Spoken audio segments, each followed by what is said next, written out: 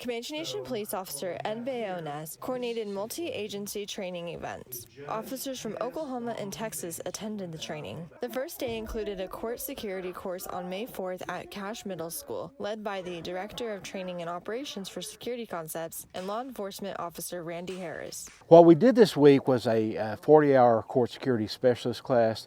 It starts with 3 days of classroom training, which includes learning how to be a bailiff and protect your courtroom.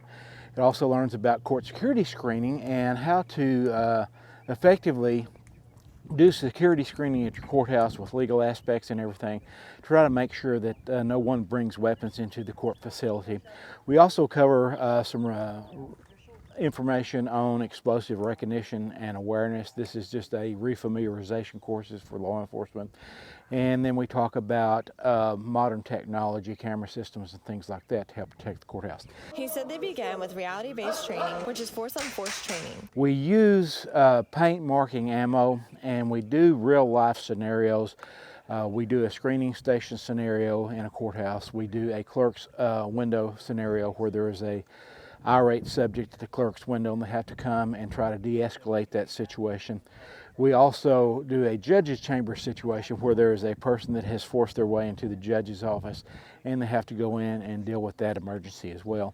Then we do several courtroom scenarios where they are responding to either a disturbance in a courtroom or they are actually bailiffing the court. Then it's off to the gun range for practical firearms course that works on motor skills. We warm them up. We start working on moving and shooting techniques. Some officers have never done moving and shooting. Most of them here have. And then we graduated up to a critical thinking and shooting exercise where you have a crowded courtroom and you actually have to think about making the shot at the threat before you actually make the shot. We don't want any innocents hurt, because once that bullet leaves the barrel, you can't bring it back. So you need to make a good, clean shot the best possible you can if that does happen in your courthouse. Harris said these training exercises make the courts a safer place. Bayones said the training was fantastic and they learned a lot. Being put in the simulated training and the live fire brought some things to light for the officers. The shoot house was fantastic. It was kind of fun, even though I got shot numerous times. Today was really interesting. It was challenging. We had to really hone in our skills as far as our shots, learning how to shoot past somebody that's innocent to get somebody that's behind them, or vice versa. It was just really challenging. He said being able to react to the unknown was the most challenging part. Because we were getting very basic information.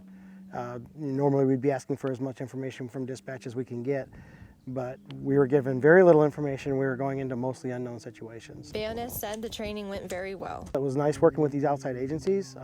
Our goal for a lot of this, or a lot of today's training, or this whole training all week, and for any future training is going to be to work as close as we can with outside agencies. And just because we may very well have to respond together on something. And so it was nice to be able to work with those folks and build those relationships. He said the Comanche Nation Police Force benefits from these types of events. Because you never know, we may be working the fairs that we have or things like that, going into the casinos. We may be in a shooting situation where there's multiple innocent people in the area. And so I think we can actually implement some of this with our patrol division and as well as myself and our court security officer that works up there at the courthouse. I think we can use this to just improve everybody's ability. Reporting for the Comanche Nation PIO News, Natasha Mercadante.